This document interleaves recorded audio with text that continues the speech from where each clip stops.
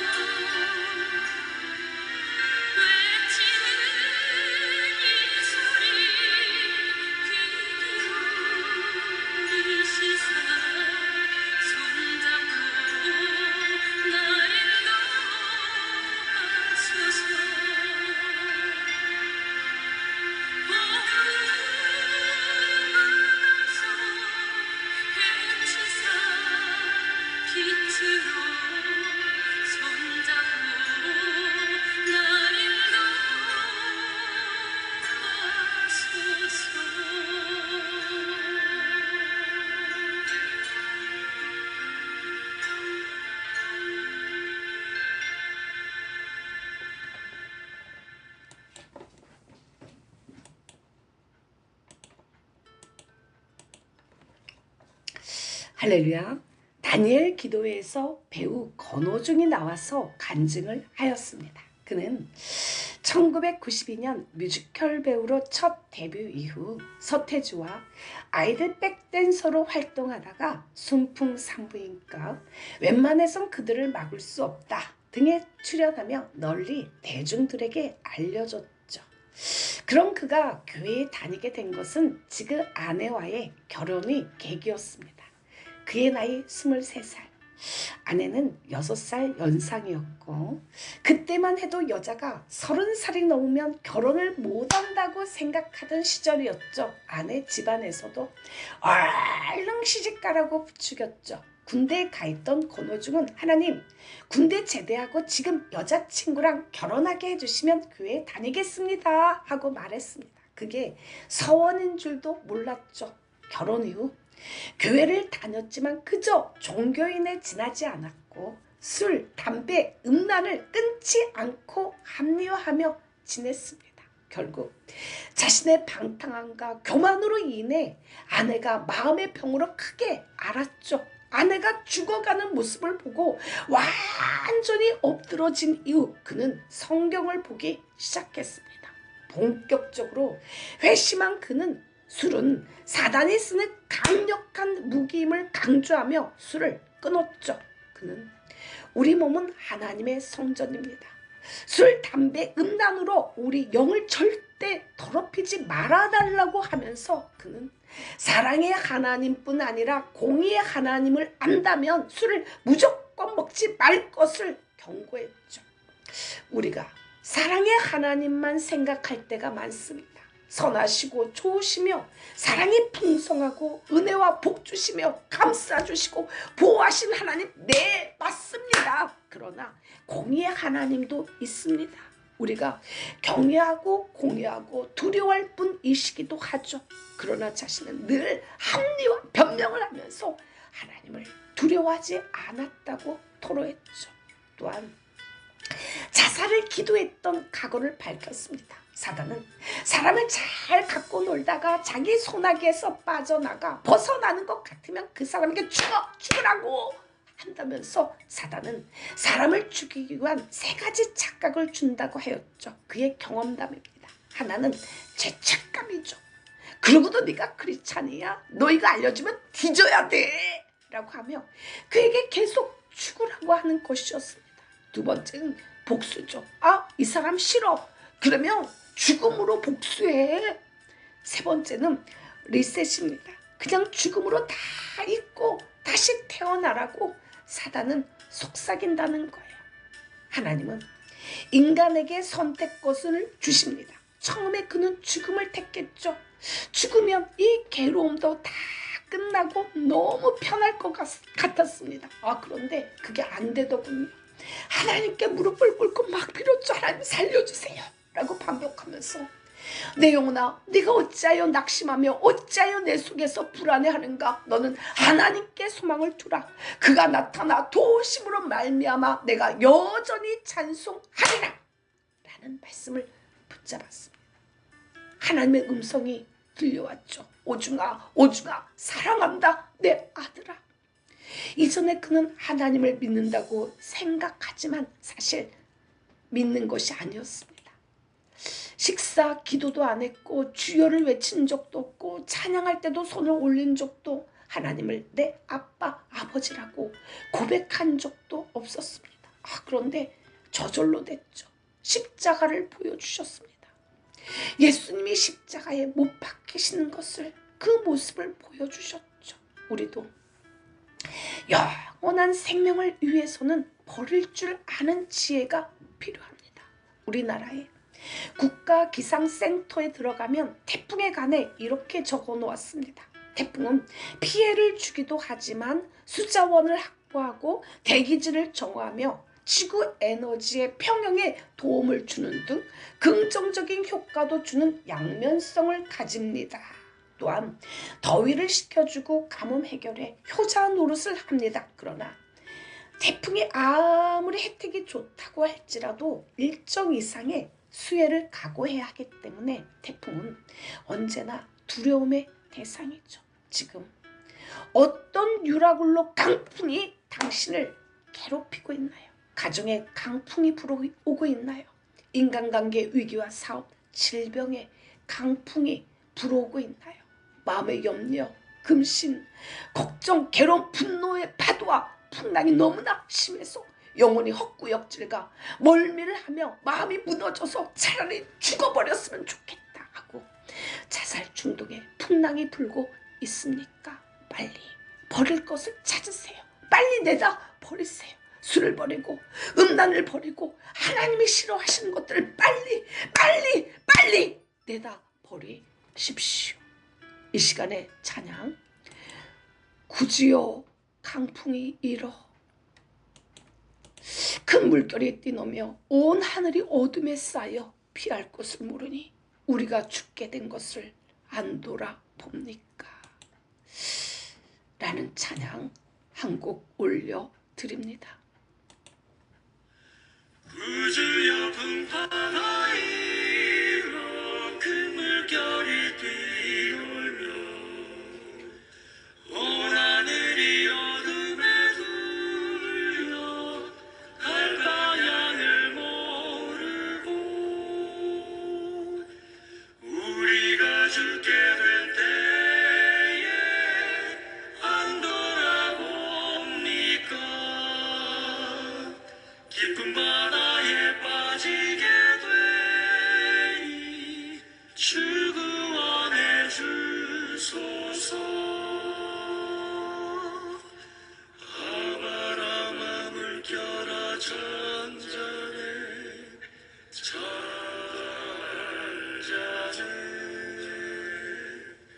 사나운 물결이 뛰놀며 또 험악한 원수가 일어나되 주 평안히 잠들어 누신 배 뒤엎어놓을 능력이 없도다.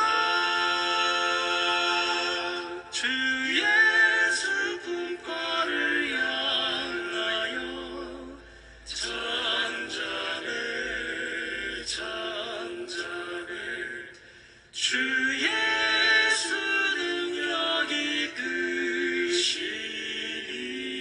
크시니 다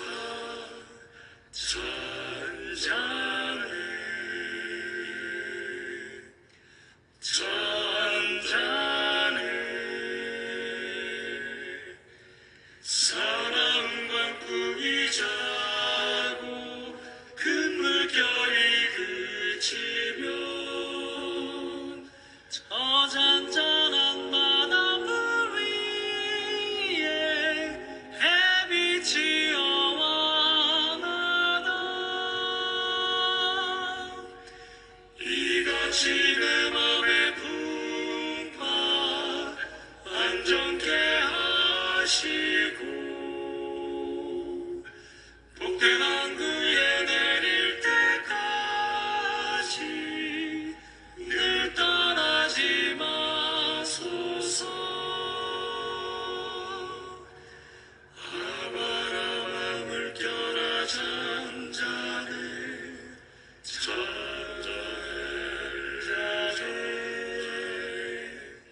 사나운 물결이 뛰놀며 또 험악한 원수가 일어나되 주 편안히 잠들어 누신 배 뒤엎어놓을 능력이 없도다.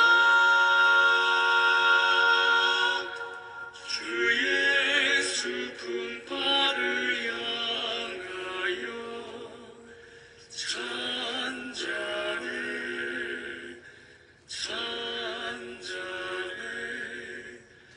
주 예수 능력이 크시니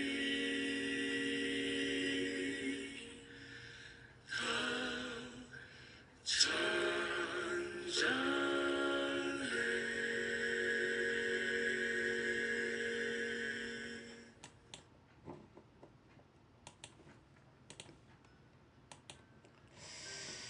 할렐루야.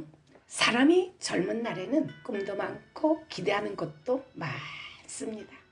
이것저것 집착하고 몰두하는 일도 많죠. 그러나 실제로 인생을 다 살고 노년을 맞이하게 되면 많은 것들이 헛되다는 것을 알게 됩니다.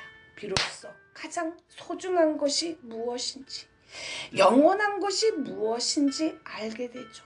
다윗은 인생의 노년에 이르러서 육신은 병들어 쇠약해지고 죽음을 염두에 두었을 때 시편 39편을 지었습니다.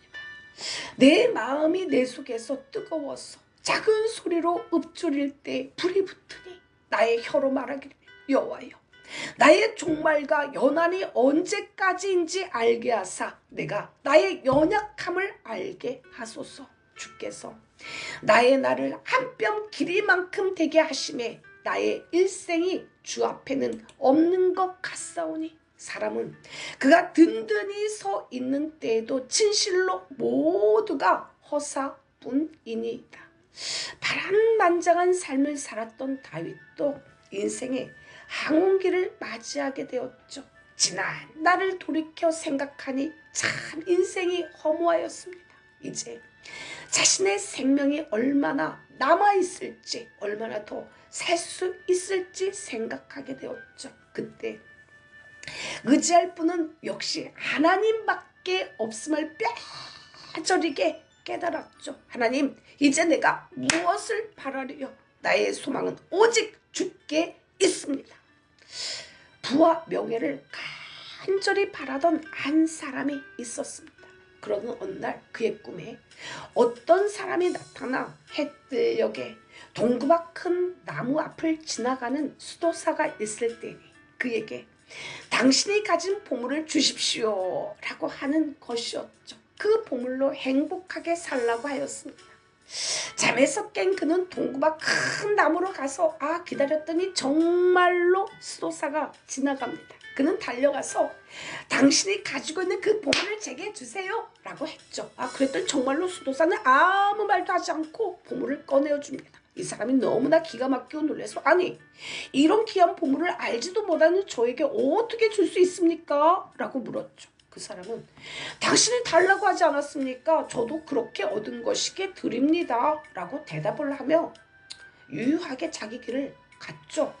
보물을 얻은 사람은 너무나 기뻐 가슴이 터질 것 같았으나 이내 뭔가 깨달음이 왔습니다. 그리고는 수도사를 막 뒤쫓아가서 말을 하였죠. 선생님, 수도사님, 이 보석을 돌려드립니다. 이것 말고 귀한 보석을 알지도 못하는 사람에게 선뜻 내어줄 수 있는 당신의 그 부유한 마음, 그 마음을 제게 주십시오. 인간의 만족은 끝이 없죠. 우리는 하나님 안에서 잠심을 얻기까지 그 어디서도 만족을 얻지 못합니다. 다윗은 모든 것을 다 내버리고 오직 하나님께만 매달렸죠. 하나님께만 부르짖었습니다. 여호와여, 나의 기도를 들으시며 나의 부르짖음에 귀를 기울이소서. 내가 눈물 흘릴 때 잠잠하지 마옵소서. 나는 주와 함께 있는 나그네이며 나의 모든 조상들처럼 떠도나이다. 주는 나를 용서하사 내가 없어지기 전에 나의 건강을 회복시키소서. 알렉산드리아의 배에 탔던 사람들 역시 물질과 재산, 배의 도구를 모두 다 버렸지만 여러 날 동안 해와 별이 보이지 않았죠.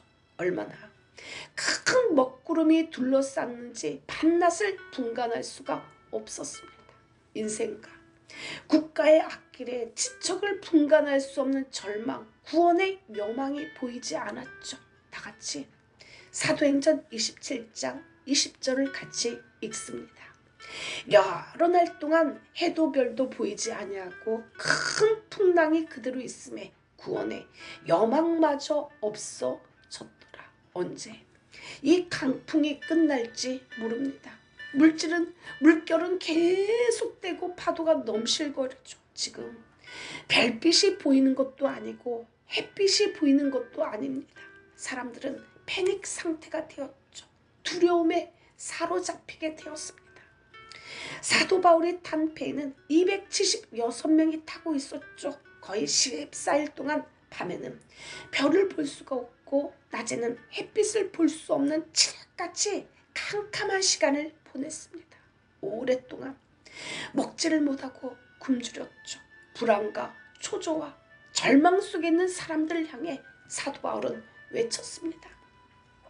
내가 너희를 권하노니 이제는 안심하라. 너희 중 아무도 생명에는 아무런 손상이 없겠고 오직 배뿐이리라. 내가 속한 바 곧 내가 섬기는 하나님의 사자가 어젯밤에 내 곁에 서서 말하되 바울아 두려워하지 말라. 네가 가이사 앞에 서야 하겠고 또 하나님께서 너와 함께 항해하는 자를 다 내게 주셨다 하셨으니 그러므로 여러분이여 안심하라. 나는 내게 말씀하신 그대로 되리라 라고 하나님을 믿노라. 이 시간에 찬송 고요한 바다로 저 천국 향할 때 주 내게 순풍 주시니 참 감사합니다. 큰 물결 일어나 나 쉬지 못하나 이 풍랑으로 인하여 더 빨리 갑니다. 한 곡 더 올려드립니다. 3장 바람과 바다를 꾸짖으신데 아주 잔잔하게 되거늘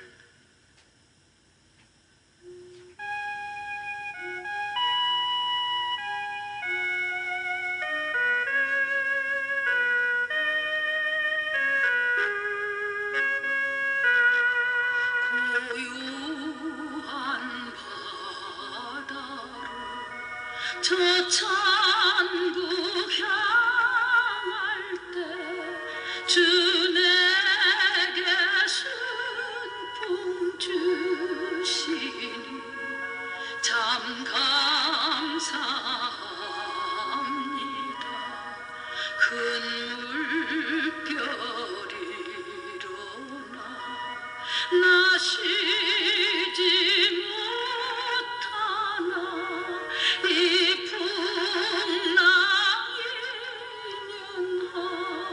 연하여서 더 빨리 갑니다.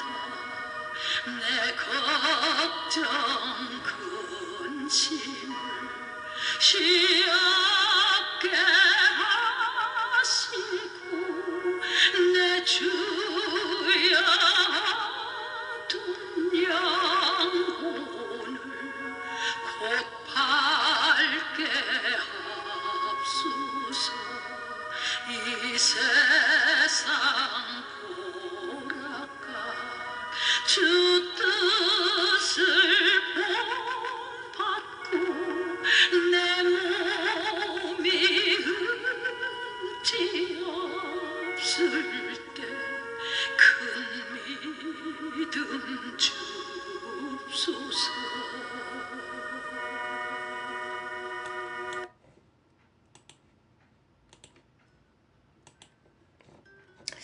할렐루야. 시편 107편 26절에 보면 강풍을 만난 모습을 잘 표현하죠. 그들이 하늘로 솟구쳤다가 깊은 곳으로 내려가나니 그 위험 때문에 그들의 영혼이 녹는도다. 바다에서 풍랑을 만난 배의 모습이죠. 풍랑이 산처럼 막 높아서 하늘로 배가 솟구쳤다가 갑자기 푹 꺼지면서 배가 곤두박질합니다. 배 안에 있는 모든 것들이 다 뒤집어지고 사람들 막 이리저리 굴러다니죠. 헛구역질하고 오바이트하고 난리가 나죠. 그럴 때 하나님께 부르짖어야 합니다. 어떤 사람은 말을 하죠. 하나님이 기머거리야? 왜 소리를 지르고 그래?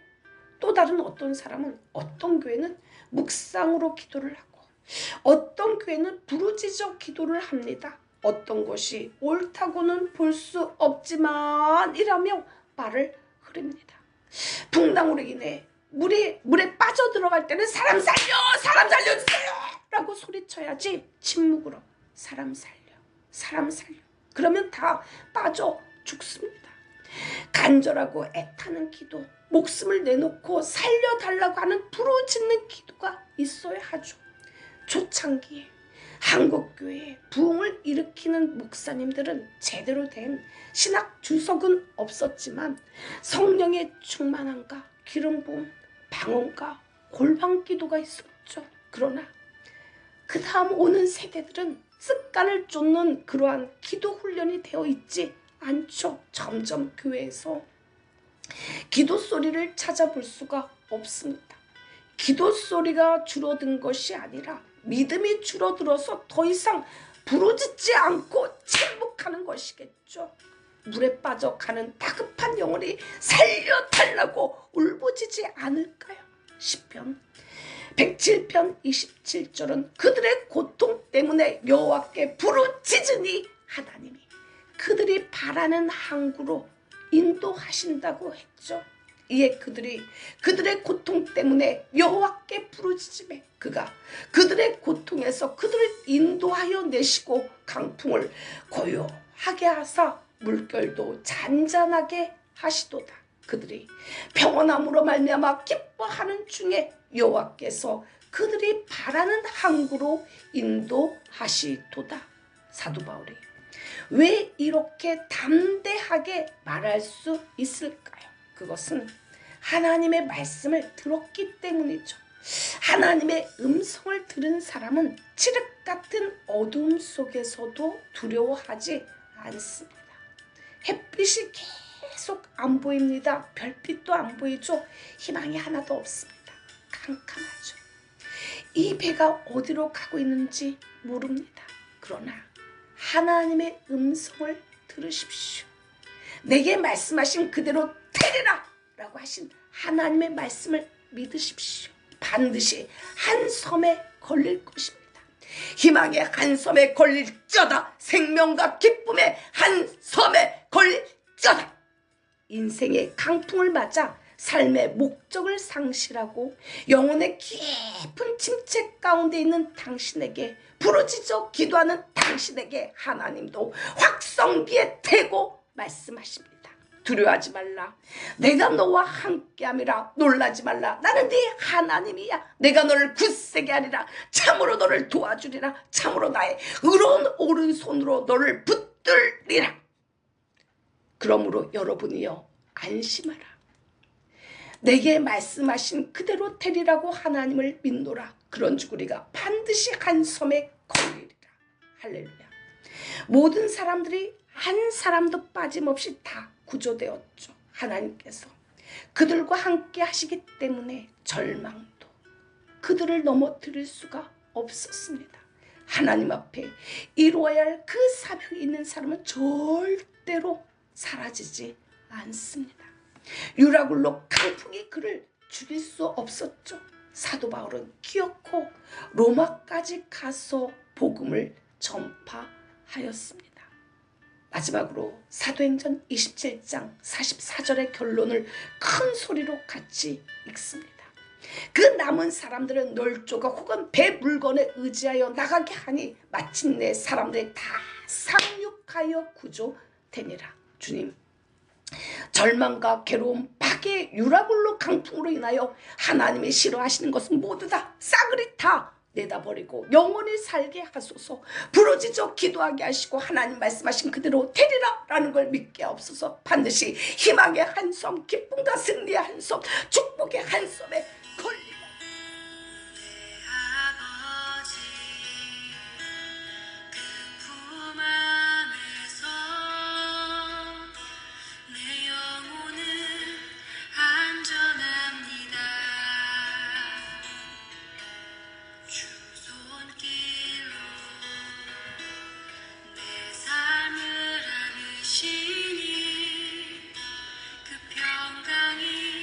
나를 덮습니다.